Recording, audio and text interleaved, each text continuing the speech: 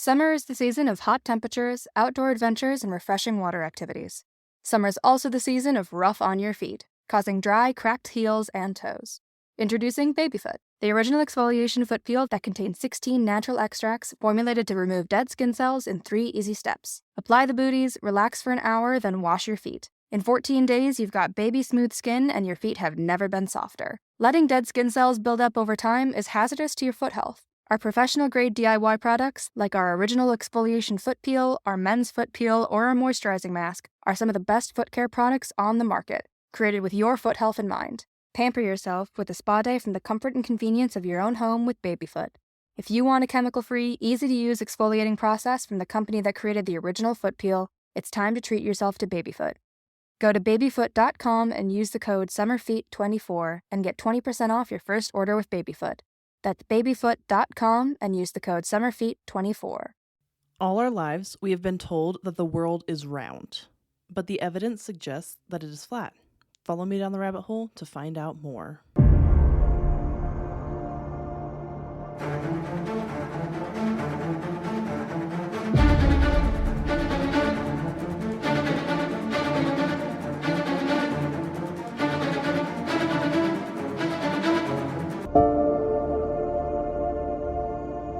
Break free from the ordinary and check out a podcast with thought-shattering concepts that will reshape the way you interpret the world. We are the Swerve Podcast, and our mission is very simple. Each episode, we research and discuss topics that swerve off the mainstream path in an attempt to understand everything in the universe, one obscure topic at a time. Whether you're into forgotten history, cutting-edge science, strange frontiers of the unknown, or just need a good laugh in an uncensored way, the Swerve Podcast has you covered. Listen to the Swerve Podcast today on Spotify, Apple Podcasts, or any other major platforms.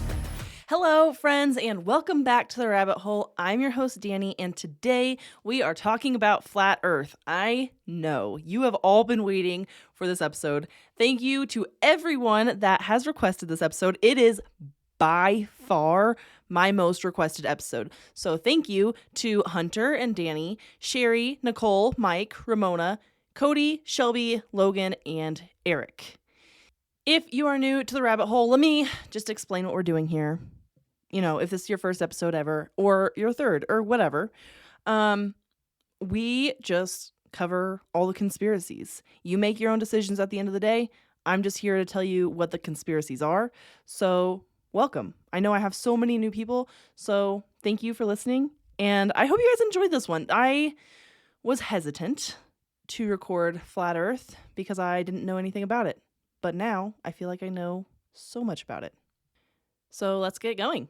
We have been taught, like I said, all of our lives that the Earth is round, right? So the North Pole is at the top of the globe and Antarctica is at the bottom.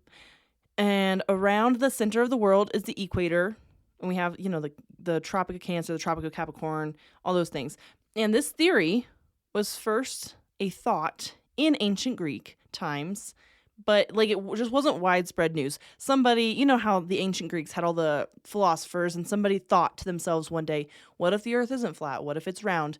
And then that was as far as it went. They wrote it down somewhere because we know about it now. That's basically where it stopped. Well, in fact, until the 1500s, everyone really believed that the Earth was flat. And it was believed that the Earth was flat and had this dome called the firmament around it. And all 5 of the major religions had their own version, but it was all basically the same. Kind of like how all the religions had their same version of the Great Flood, but it's all basically comes back to there was a Great Flood, right? Same concept. The Earth is flat. We talk about it differently, but that's basically what's happening here. Around 1514, a man named Nicholas Copernicus had this thought. And he believed that if the Earth was spinning around and circling the sun, then the Earth had to be a sphere. It couldn't be flat because we're spinning too fast and we're going too fast. And there's just no way a flat Earth would be able to do that. So, and the math, honestly, the math seemed to work. So in the 1500s, they had no way to prove the theory. So they're just all right, cool. Yeah, the math basically works. And it seems like a logical conclusion. We've come up with other logical conclusions from people just thinking. So, sounds good. But we also have to remember that at this point in time, the fastest thing on land was a horse, and sailboats were the only way to travel on water, and they couldn't even go up into the sky. In fact, the first balloon to carry people wasn't invented until 1760, well after Copernicus was dead. So they could not prove that the earth was flat. They also could not prove that the earth was round. But they started teaching that it was round. And it was adopted by most people. Even the major religions, they're like, all right, cool, yeah, this is what we're teaching now. I have no idea why. They were just like, this guy seems to know things. He's right. But that's what they did. Hundreds of years went by with people just like believing this without any proof to back it up. They're just like, yep, this is what it is. But you also have to think, like, they believe all kinds of things without any proof to back it up. So it's not like completely far-fetched that they're believing that the earth is round without any scientific backing. But you could also argue that they didn't have any proof that the earth was flat. So what seems like the more likely scenario? In that time, probably that the earth was flat, but they didn't really know. But what if it's not round like we've been taught? Right? Like Copernicus decided, oh, it's round. And since the 1500s, we've just believed, yep, it's round. And now there's a globe in every classroom and that's what we believe. But what if it's not round? What if it really is flat? And some guy sometime just decided that it was round and we've just believed him. And this is going off the assumption that we haven't actually gone to the moon, because we can't. With this theory, we have the firmament. We can't actually take pictures of our Earth. Anyway, with the flat Earth theory, the North Pole would actually be in the center of the world, and Antarctica would be a giant ice wall around the edge. Now, there may be more land outside the Antarctic ice wall. We don't know, and it has never been explored by us. We don't know what's happening outside of there. But what if that's where like extraterrestrials are from? The outer space, right? Not outer space being like space, but outer space being the outer space of our Antarctic ice wall. That's definitely a theory. But there's a little, I don't know, like some thoughts behind that, right? There were always people living in America before we had discovered it. We just didn't know that there was that land, and we didn't know that there were people there. So we have this assumption that we have just discovered every land in our world, but we are not allowed to explore Antarctica. And we're going to get much more into Antarctica in just a minute. But let's go through some of the history here. Samuel Burley Robotham is known as the father of the Flat Earth movement. So he was an English inventor and author who lived from 1816 to 1884. And he is known for writing Zetetic Astronomy, Earth Not a Globe. This book was based on his decade-long research and experiments, and he performed tests using his unique theory on scientific method and discovered that the Earth is just a flat disk with the North Pole in the center and the edge being a wall of ice. So it's the same conclusion that Taoist monks came up with like far before Samuel ever did. So Samuel showed that the heavens were only a few thousand miles above us, and he also predicted the warming of our planet by investigating underground current temperatures. Until 1957, we didn't have any way or anything that would go high enough in the air that could prove whether the Earth was round or flat. Like, neither direction was proven until the late 1950s. And even the space missions seem to be pretty sketchy, right? We kind of went over that in one of my very first episodes about the moon landing being faked. So the US and Russia both sent up rockets to take decent pictures of our planet. And then all of a sudden, they both started launching nuclear weapons straight up into the sky. Like, for a long time.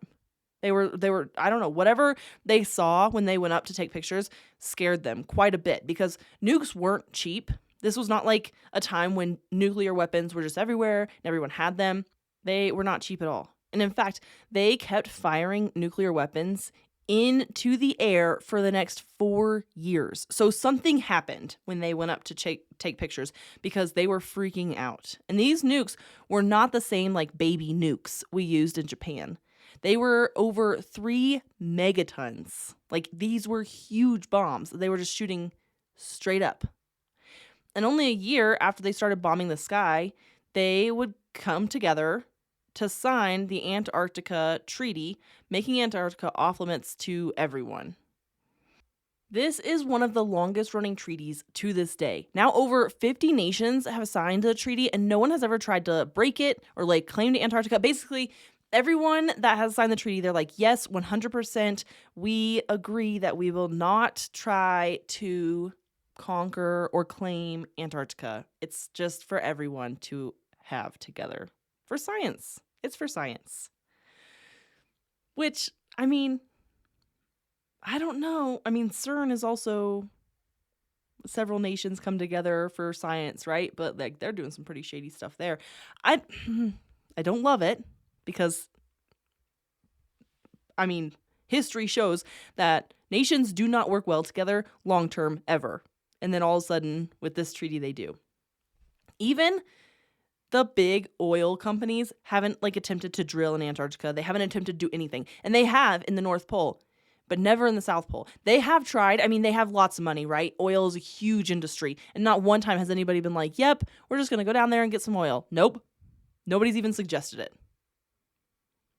If that's not, I don't know, a little questionable, then I don't really know what is. The short version is, by 1958, the military had discovered the upper and outer edges of the world, so like the firmament and the ice wall, and they had to basically keep people away from these edges somehow. And we're going to get into when they discovered the firmament in just a second.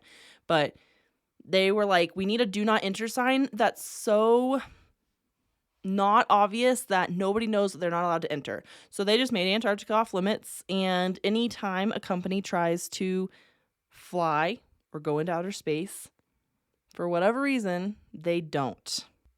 But we're going to back up a little bit. We have a couple operations, and I'm only going to get into a couple of them this week because next week I'm going to cover the firmament, and we're going to get into more operations about that then. But we had Operation High Jump, which happened between 1946 and 1947. I know we're kind of backtracking a little bit, but it was important that you know this. So the purpose of this operation was to basically just like train personnel and test material in the frigid zones because it's so cold in Antarctica. This was to kind of expand American sovereignty and beat Russia to this new land that nobody's claimed before, and then also determine the feasibility of establishing and maintaining bases in Antarctica to include an air base. They also wanted to learn more about hydrographic, geographic, meteorological, geological, and electromagnetic conditions in that area. So in August of 1946, the orders came down to start an aerial mapping project.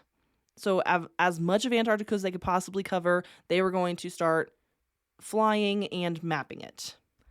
It is theorized that during this operation is when they discovered that Antarctica wasn't a continent at all, but it was in fact an ice wall.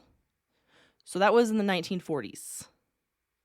It's hydration season, get ready for the beach season, feel better about yourself season. It's a lot for those of us too busy to put our health first. And everything from your smartwatch to your mother is making you feel guilty about not feeling healthy enough. Introducing 310 Nutrition, home to 310 hydrates and lemonade mixes. These water enhancers make drinking more water easier, healthier, and more delicious, without the sugar and with all the great taste. Silence those watches and hang up that phone, and kick back with these ultimate water enhancers. 310 hydrates are full of key vitamins, electrolyte minerals, and bold and exciting flavors such as lemon lime, peach mango, wild berry, or the variety box to try them all. Plus, 310 lemonades have an energizing, satisfying ingredient blend with no sugar, with flavors like peach pear, watermelon, and kiwi strawberry. Right now, 310nutrition.com is offering 50% off up to $100 off your first order. So use the code SPRING24 and get your guilt-free hydration started today.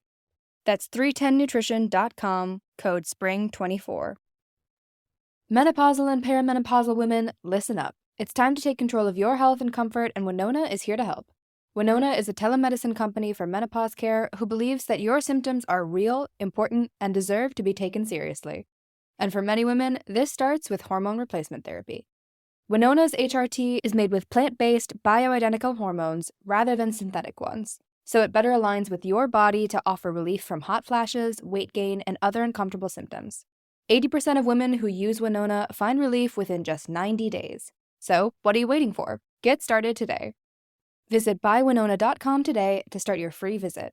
With free shipping and the ability to pause or cancel at any time, your path to wellness has zero obligations. Use code SPRING24 at buywinona.com for 25% off your first treatment plan.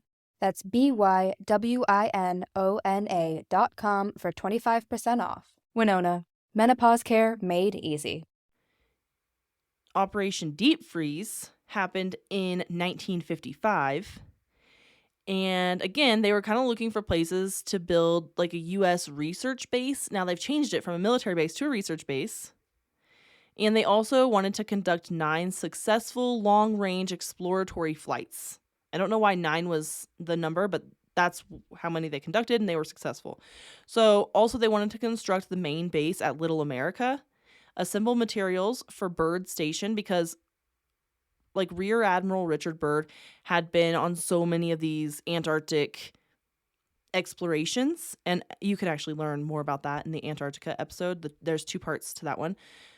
So they wanted to name the Byrd Station after him, and they also wanted to construct the U.S. Naval Air Operating Facility at McMurdo Sound.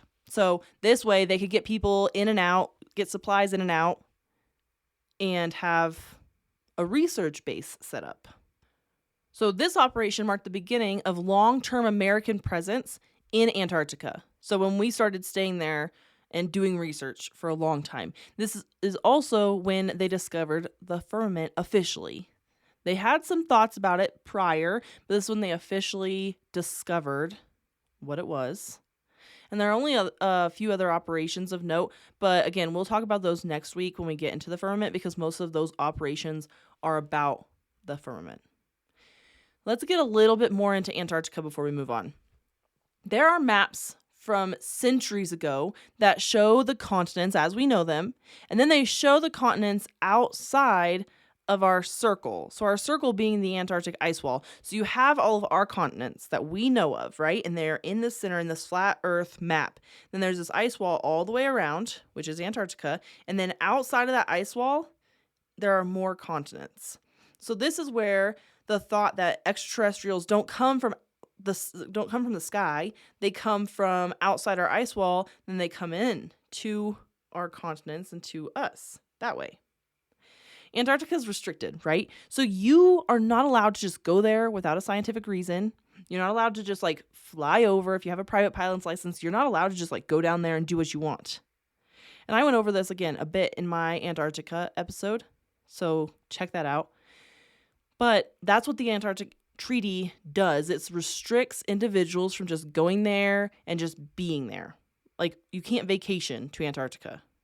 And even when you're there for research purposes, you're restricted to the specific areas you can go. You're not allowed to just go anywhere when you're there researching. You're only allowed to go to the places that you need for your research. But the question is, why is it so restricted? Because it's cold and people could die? Because, like, people die on Mount Everest all the time, and it's cold, and it's not restricted. Like, you go to Mount Everest, there's the oxygen issues, and there's people dying, and people are always doing extreme things. So Antarctica is just like the next extreme thing, but they're not even allowed to go. There are books as soon as the 1800s that talk about land beyond Antarctica. So how come we don't know about the land beyond Antarctica? Because we don't talk about it. Because it is a conspiracy theory, right? That's why I do this. But there are so many maps. And these maps are from all over. And you can find each of the maps and you can look at them on the Flat Earth Society website. There's literally a tab and it says maps. You click on that, you can see all these maps. So you have the Portolan map, which was used with great success in the 15th and 16th centuries, and they are known for their accuracy. So this map is like, it's known to be very accurate. So accurate that they held, like, these maps were held as state secrets because they didn't want people to use them to find different lands. And then you have the Voliva's world map. This map is like most flat earth maps, but the most notable part of this map is where like the sun is, and that the sun is actually included. So in this map, it shows the sun going around in a circle above the earth, and Wilbur Glenn Voliva served as the mayor of Zion, Illinois. And this city was strictly religious and taught flat earth in all schools, like strictly flat earth. They did not teach anything about the globe because the mayor, who was a flat earther, believed that the earth was flat. So it included the sun. This is how the sun goes around. This is why we have days and nights. This is why we have seasons. It explained all of that. Next, we have the Orlando Ferguson map, and this was created in 1983 by Orlando Ferguson. And this map is unique in that it shows the curvature of the earth, because I know that's a huge point of contention, right? Everyone's like, well, the earth, it curves. Okay, so this flat earth map actually shows that.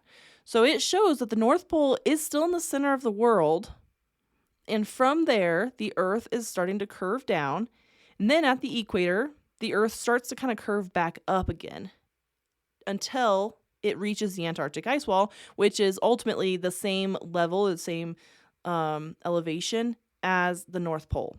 So then you still have, this accounts for the curvature of the earth, but also it accounts for the earth being flat. And you have Samuel Rowbotham's map. So again, he was the father of the flat earth movement, and he made this map in the 1800s. This map was depicted in his book. So if you want to check out his book, Christian Topography Map. This map was a drawing by Christian monks, and it was drawn in Alexandria. So you kind of know how old this was. And it was intended to be a literal biblical depiction of what the world looks like. And of course, during this time, they did believe that the earth was flat. So this wasn't like very controversial at all. And in fact, he had a couple illustrations in his book about this. He had this depiction. He had a couple different depictions of the same flat earth. Like, this is what the Bible says the earth looks like. You have the Marcobius map, and this is from the 15th century Rome. He also created a depiction of the movement of the planets. So this map is not only what our Earth is doing, but what all the other planets are doing, which will help you understand the flat Earth movement a little bit. You have the TO map, and these maps were common in the medieval times. It was a map with a circle and a T within it.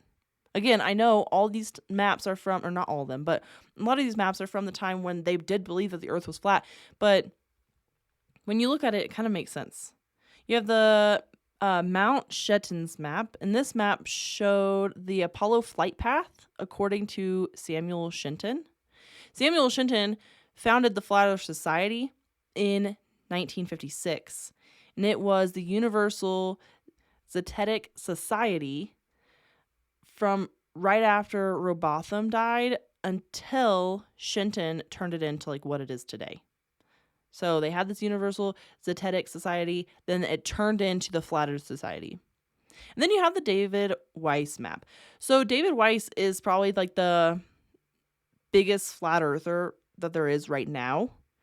And his map shows basically like layers. So we are the centermost layer.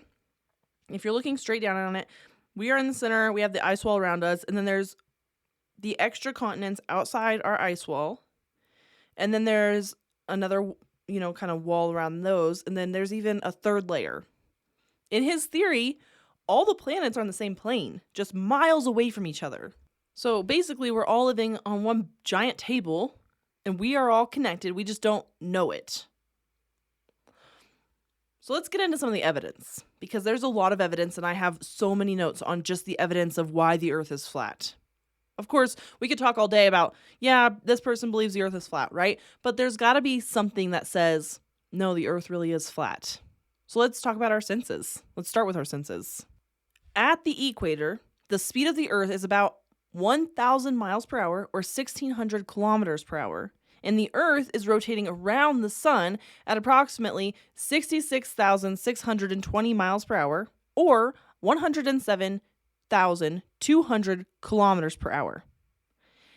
And then the whole solar system is said to be moving through space at about 500,000 miles per hour, and we're chasing the sun to keep rotating around it. The question is, why don't we feel that movement? And we don't even see evidence of us moving this fast. Like, we look at our trees, we look at the water, we look at any structures we have built. Like, you don't see any evidence of this. The Earth rotates from west to east. So when you're flying from the east coast to the west coast, wouldn't you get there faster than flying from the west coast to the east coast because the Earth is literally moving underneath you? But we don't see that happening either. You do see like faster flights with like tailwinds or headwinds. Like, you see a difference. If you have a tailwind, you're going to move faster. If you have a headwind, you're literally flying into the wind, so it's going to slow you down. But you don't see flights going from New York to LA being faster than flying from LA to New York. But the Earth is rotating. So why don't we see that? And then we have the sunset, right? So when the sun sets, it looks like it's going down over the horizon, but it's just an optical illusion. So there was an experiment done with this. So a piece of string was strung from like one side of the room to the other side of the room, and it was completely straight. It was level. They did the whole 9 yards. They took a light, and then they dragged that light across the straight line. And from above, it looks like the light is just going straight from one side to the other side of the room. But from below, when you start on one side and you go to the other side, it looks as though the string is not straight, but it's kind of like almost at a downward angle. And because of this, it looks like the light is getting lower toward the end of the string. Well, the same thing is happening with our sun in the sky. So you have the sun. It's going straight across. You just don't notice it because you're below and you're looking up at it at an angle. So it looks like it's going down over the horizon, but it's not. And we have the curvature of the Earth. This is one of the biggest things people point to be like, look, the Earth's not flat. It's curved, right? But because of how big our planet is, if you are 6 feet tall, you should really only see for 3 miles.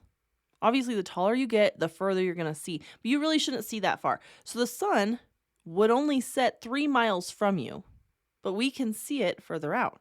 And if you're shorter, the sun should be closer. So if you're 1 foot off the ground, you should only see for 1.2 miles. So tell me how we can get a camera and zoom in on things that are 10, 15 miles away. The Earth should have curved away from us. By that point, we should not be able to see that. I live very close. I live near Pikes Peak, right? So I can see from my patio, I can see Pikes Peak. I can almost see the whole mountain. But because how tall I am, I should really barely be able to see just the tip of that mountain because of the curvature of the Earth. And because of how big our planet is, we really shouldn't be able to see that far. But we can. That makes no sense. The Earth should curve away from us by that point. In fact, there's a picture out there of 2 oil rigs. One of them is like 9.5 miles away, and the other one's like just over 6 miles away. And the camera that took the photo is only 1 foot off the ground. With the curvature of the Earth, you shouldn't even be able to see either of the rigs at all. But it gets weirder.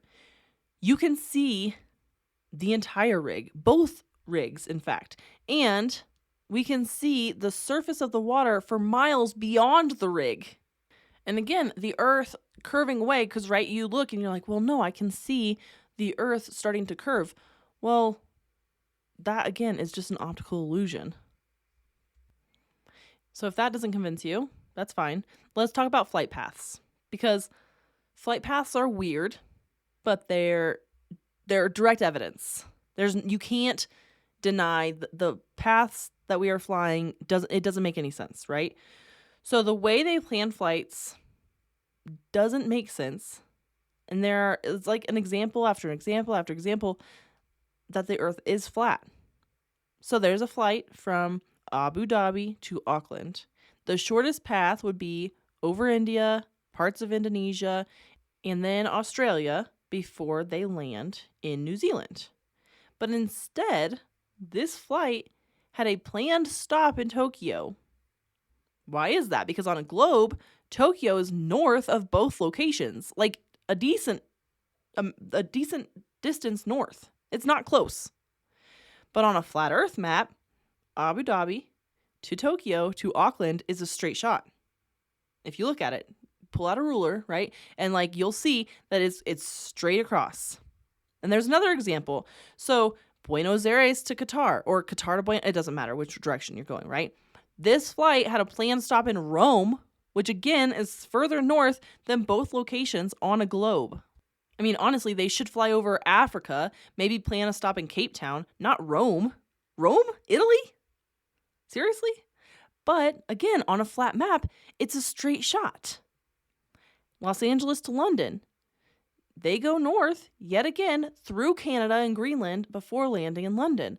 On a globe, it looks really odd because they make almost this arch of a flight path, but on a flat map, it's a direct path. It literally is the shortest distance from Los Angeles to London, shortest distance. And in fact, it goes as far as to touch all the same landmarks, like for the same distance as a flat earth map. Is this a coincidence? I don't know. It just seems odd that they would plan it like that. But it's not just planned stops, because you could argue that they needed to stop in certain places to pick up more people, passengers, whatever. Fine. Okay. We'll give it to you, right? So you're going to go from Abu Dhabi to Tokyo to Auckland. Maybe there's like, you planned it like that because of passengers. Fine. I'll give in. Deal. You're right. I'm wrong. But you can't plan emergencies like that. When there's an emergency, you have to land right away. Well, you have to land right away. It's a freaking emergency. So there was a flight from Hawaii to New York. And there was an emergency on board. They had to land. On a normal globe map, they should land in LA because that should have been like their closest international or like big airport, right? And they were kind of just on the West Coast, so they had just finished coming over the ocean from Hawaii, so they really should have landed in LA. Instead, they made their emergency landing in Seattle, over 1,000 miles out of the way if you're looking at a globe. And the plane got there in 15 minutes. 15 minutes. How's that even possible? But if you're looking at a flat Earth map, Seattle makes the most sense to make an emergency landing. And it would have been almost exactly on their route, honestly. Like they would have been basically right there. 15 minutes? Yep, absolutely. There's an emergency. We'll land right there.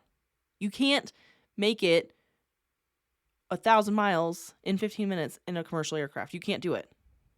And I know you're going to say, okay, that was one emergency landing. Maybe it was like just a coincidence, right? Maybe it was just an accident. Okay, fine. One emergency landing. But it's not just one emergency landing. It's many that don't make any sense.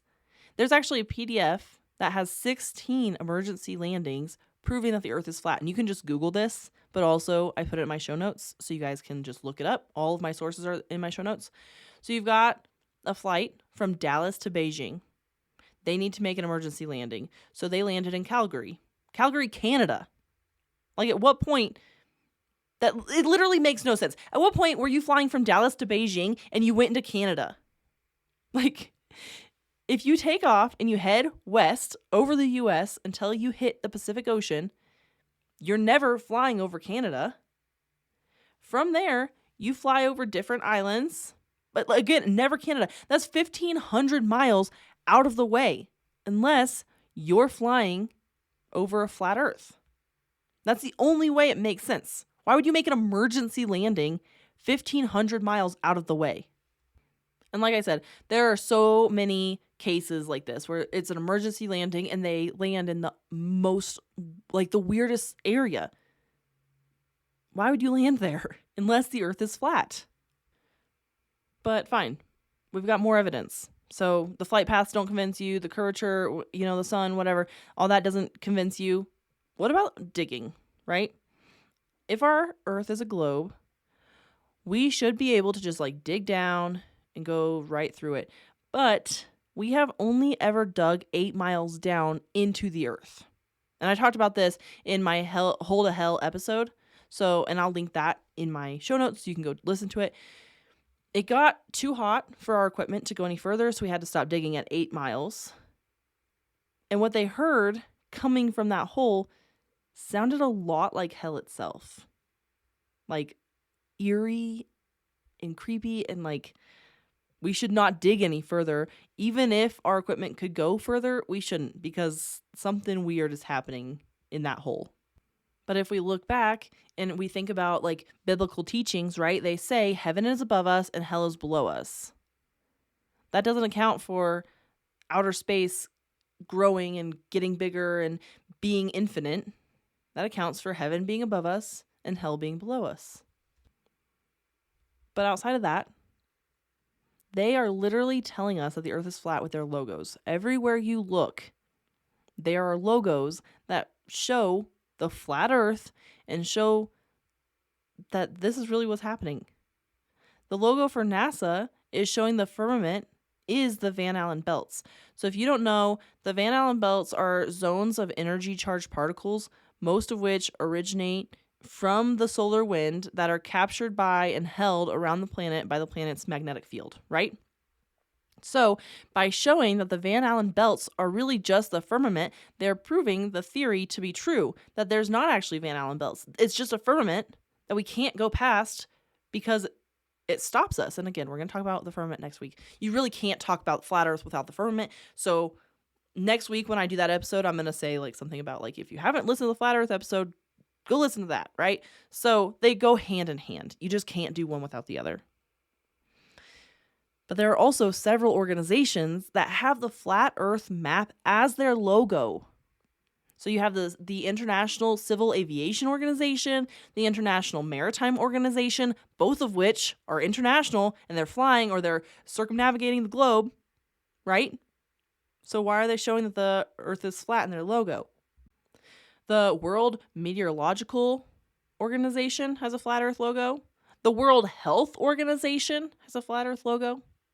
The United Nations? That's interesting. It's like all these people know that the earth is flat and they just keep feeding us this lie. But even with all this evidence, there's still going to be debunkers. But there's evidence to debunk the debunkers, right? So a debunker would say, what about the sun and the moon?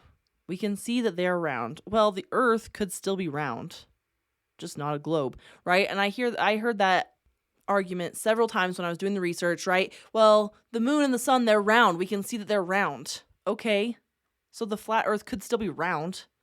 We don't know that the moon and the sun are spheres. We can just see that they're round. And we've only ever seen one side of the moon. So that kind of tells us that maybe it's not a sphere. Maybe it is just flat in the sky. Who knows? But another answer that I came across was just because one thing is one shape doesn't mean that everything has to be that shape, right? So our lights in our ceiling, they're circular. I look up, I see a circle light. That doesn't mean that everything in the room is circular. I'm looking at my laptop. My laptop is not a circle. So just because one thing is a circle doesn't mean everything in the universe has to be circular. And then they're going to say, well, what about the stars? What are they? Well, they're just pulsing balls of energy. Maybe they're planets, maybe they're not. We don't actually know enough about space to say anything. And when you see pictures of them landing on the moon, if they landed on the moon, if they ever went to the moon, right? Because the flat earth theory kind of proves that we never went to the moon. But let's say that they did, whatever. They have these pictures of them on the moon. There's no stars. We don't see any stars. That's interesting. So, okay, well, what about the seasons, right? So we have all these seasons and we account for that with the tilting of the earth back and forth, blah, blah, blah. Well, David Weiss has an app you can download. It's called Flat Earth, Sun, Moon, and Zodiac Clock app. In this app, is a flat earth with a clock around it, and it shows the sun moving around the earth, and it shows 2 lines in circles around the map. These lines are the Tropic of Cancer and the Tropic of Capricorn. And he explains that the sun moves back and forth between the tropics, 6 months in, 6 months out, and this gives us our seasons. Same concept as what we've learned. We are not tilting. The sun is moving back and forth. So during our summer, the sun is moving along the Tropic of Cancer, and during our winter, it is above the Tropic of Capricorn and moves back and forth. Okay, fine. What about people circumnavigating the globe? Because people have done it. We know that they've done it. Well, they did. Absolutely. They went all the way around the continents in the ocean on a flat plane. And maybe they weren't close enough to the ice wall to actually see Antarctica all the way around. I don't know. But they have to go around the continents in order to circumnavigate the globe. If the earth is flat and it's still round, like, you can still go all the way around it.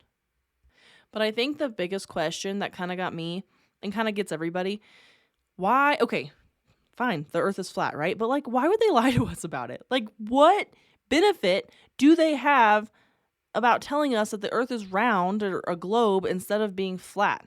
Well, there's a couple reasons, and it mostly comes down to control and power. Man loves power, and they have power in our little piece on the plane. So the concern comes when we don't know what's on the outside of our ice wall. We know what's on the inside of our ice wall. So, like, do we pick the scary that we know or the unknown that we don't know? It may be the extraterrestrials on the outside of our ice wall, and they have a lot more power than we do. So if we start exploring, the people that are in power here on our little piece of land, right? They now lose that power because we're going to start following somebody else that has more power. And also, if we do live on a globe, we cannot just leave. We can't just go and be gone, right? If we live on their ball field, we play by their rules. It's just another way to control us. If we think that we can find more land on the outside of Antarctica, people will start trying. People will start trying to go through Antarctica to the other side of the ice wall to find out what's out there. Maybe it's the edge of the earth, but maybe it's more land. Maybe it's more oceans. Maybe it's there's other things out there. We just don't know. There's a lot that we don't know.